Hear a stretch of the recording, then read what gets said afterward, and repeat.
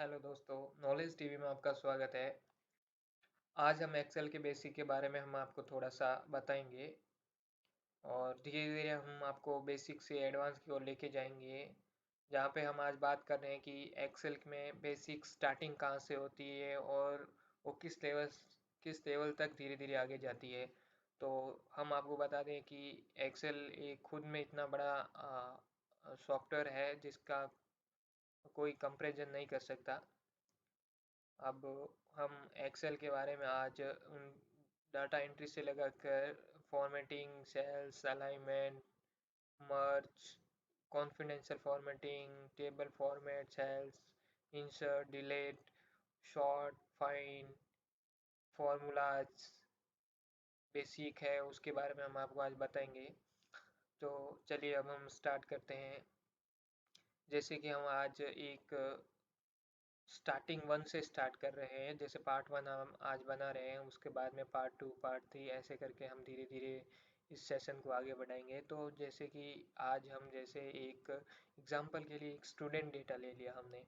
जैसे कि हम एक पहले हेडिंग बना लेते हैं। जैसे कि हम अपन ये इस प्रकार में आप देख रहे हैं कि मैं एंट्री कर रहा हूँ। जैसे कि स्टूडेंट नेम मैंने एक ले लिया है, स्टूडेंट नेम। और उसके बाद में एक स्टूडेंट की जो स्कूल आईडी होती है उसका एग्जांपल ले लिया है। और स्टूडेंट के बाद में क्लास स्टूडेंट स्टूडेंट की क्लास का ले लिया है। उसके बाद में हम उसके सब्जेक्ट्स के बारे में थोड़ा कुछ ले लेते हैं, जिससे अपन को भी पता चलेगा कि ये बेसिक में अपन क्या क्या, जैसे कि इंट्री से लगा के क्या क्या होता है। तो पहले हम जैसे कुछ जो महत्वपूर्ण जो हेडिंग है वो अपन ले लेते हैं, सब्जेक्ट।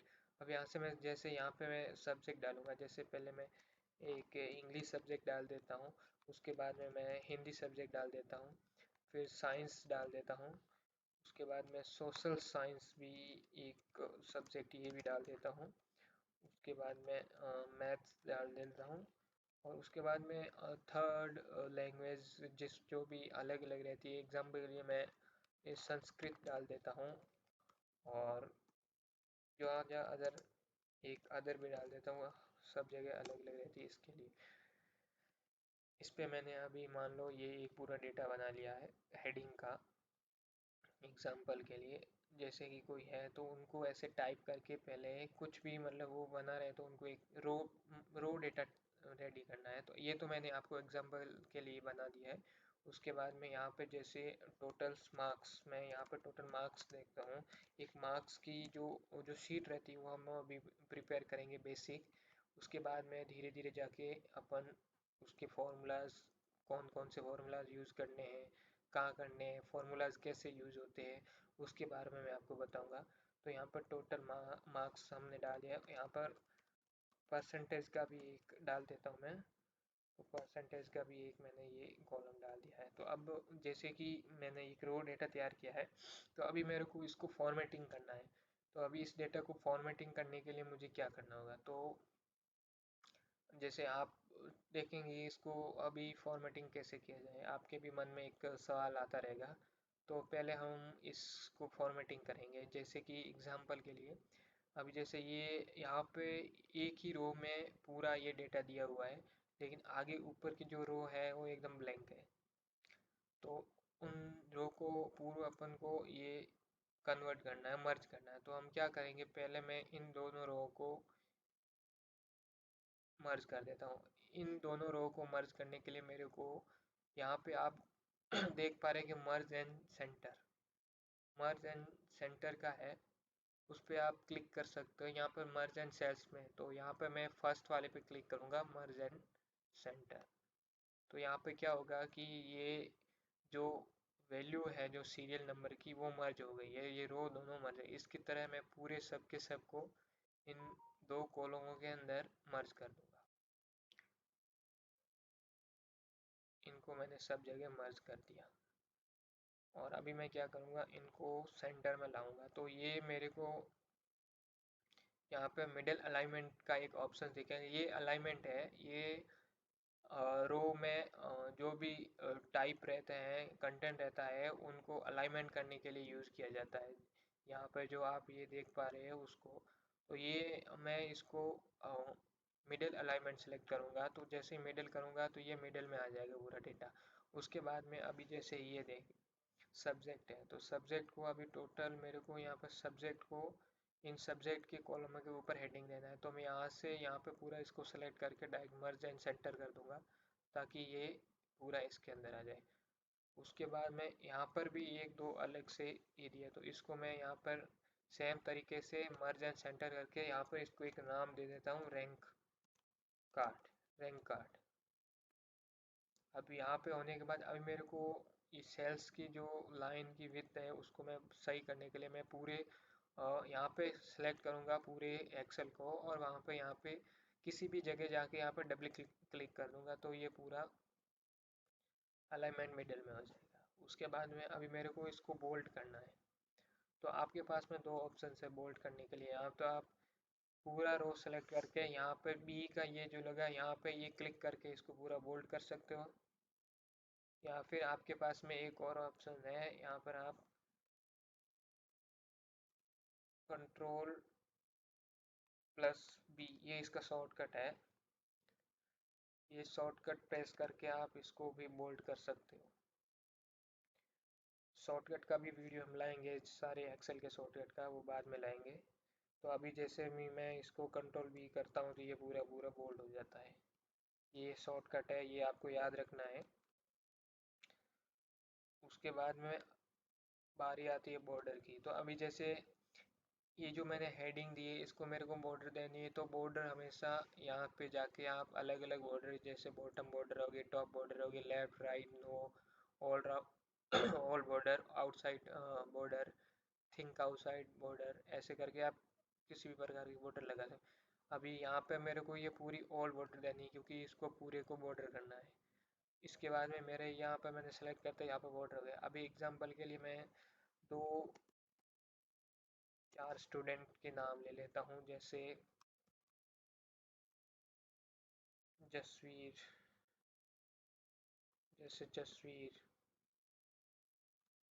कोमल, मनीष, रुद्र, ये मैंने नाम लिया, और उनकी स्टूडेंट आईडी बना देता हूँ KW05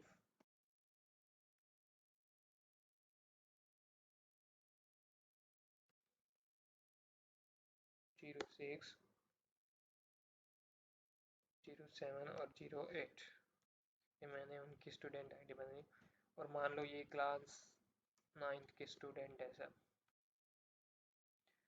तो मैं इनको क्लास 9, अभी मान लो पर सब्जेक्ट 100 है, तो 100 में 100 आउट ऑफ कितने नंबर है, जैसे कि एग्जांपल के लिए 89 दे दिए इसको, 88, 87, 86, 78, 98,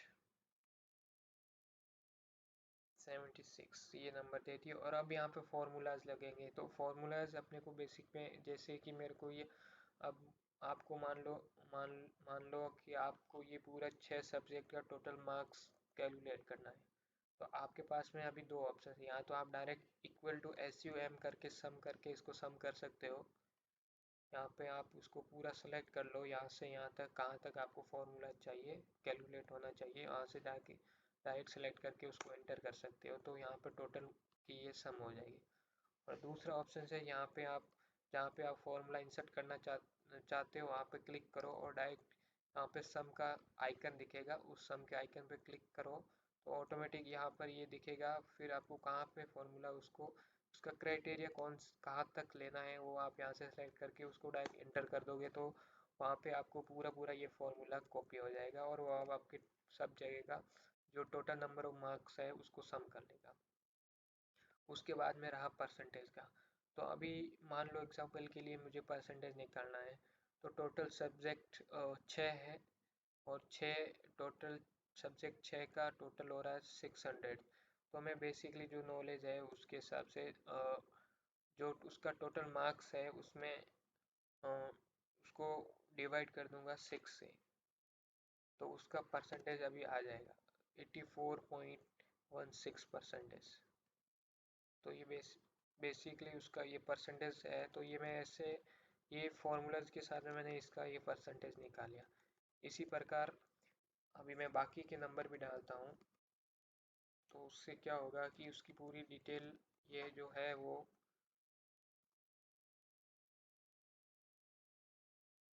मिल जाएगी अपने को।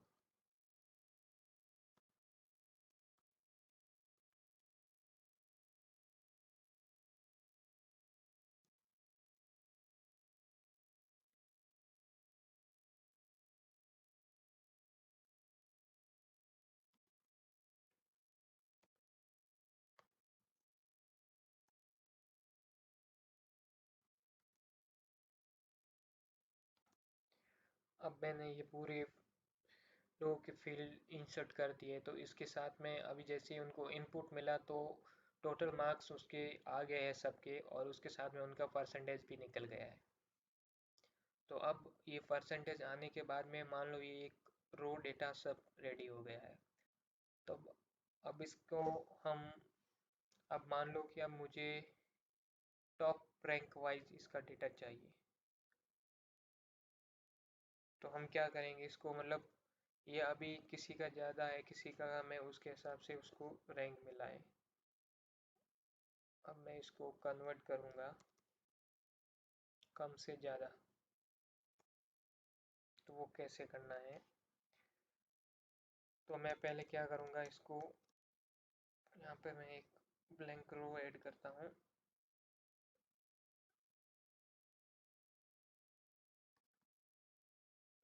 उसके बाद में यहाँ पे एक ऑप्शन रहता है, यहाँ पे आप देख सकते हैं सॉर्ट एंड फिल्टर। तो यहाँ पे मैं यहाँ पे फिल्टर लगाता हूँ, तो यहाँ पर मेरे को ये फिल्टर मिला। अब फिल्टर फिल्टर का एक रूल होता है कि जितनी भी वैल्यू है आपकी वो फिल्टर सब पे लगा होना चाहिए, नहीं तो डेटा जितना भी डेटा रहेगा वो ऊपर नीचे हो जाएगा, करेक्ट डेटा नहीं मिलेगा आपको। उसके लिए मैं अभी जैसे मैंने सब पे फिल्टर लगा दिया है, तो अभी मैं उसको लार्जेस्ट टू स्मॉलेस्ट करता हूँ, मतलब सबसे ज़्यादा से सबसे कम। तो उसके लिए मुझे यहाँ पे सेलेक्ट करना है फिल्टर पे, लास्ट वाले फिल्टर पे, और वहाँ पे मैं शॉर्ट लार्जेस्ट टू स्मॉलेस्ट करूँगा तो मेरे को सबसे ज़्यादा से कम वाले डेटा दिखेंगे। तो आप देख सकते हो कैसे अभी मेरे को सबसे हाईएस्ट परसेंटेज वाला सबसे ऊपर, उसके बाद में उसके नीचे वाला, फिर उससे कम, और फिर उससे कम, ऐसे ये डेटा मेरे को शो हो रहा है। तो अब जैसे कि बेसिक रो में सब बेसिक डेटा आ गया है। अब इनको मान लो मेरे को किसी को ये सबसे हाईएस्ट वाले को मेरे को रो में कलर करना है, तो एक यूनिक कलर ले देता हूँ, जैसे कि मैं ब्लू कलर इसको दे देता हूँ। यहाँ से आप सेलेक्ट करके जाओगे तो यहाँ पे कलरिंग का ऑप्शन है, आप उसको ब्लू कलर दे सकते हो। और सबसे कम वाले को मेरे को मान लो कलर देना है ये वाला, तो ये कलर मैं सबसे कम वाले को देता हूँ। मान लो कि मेरे को मनीष के जो नाम है उसको फ़ॉन्ट को हाईलाइट करना है, तो फ़ॉन्ट को मतलब कलर करने के लिए आप यहाँ पे आइकन पे क्लिक करके कोई भी कलर फ़ॉन्ट को दे सकते हैं। जैसे कि आप देख पा रहे हैं हर कलर में चेंज हो रहे हैं फ़ॉन्ट, जैसे कि मैं उसको